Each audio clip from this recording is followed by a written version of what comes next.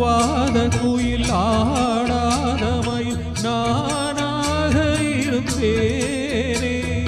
பூவோடு வரும் காற்றாக நீ சேர தெளிந்தேனே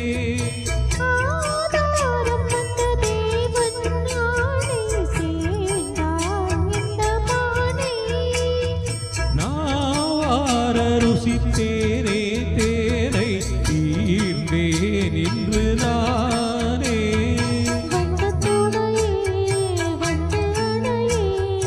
அந்த முள்ள சந்திரனை சொந்தம் கொண்ட சுந்தரி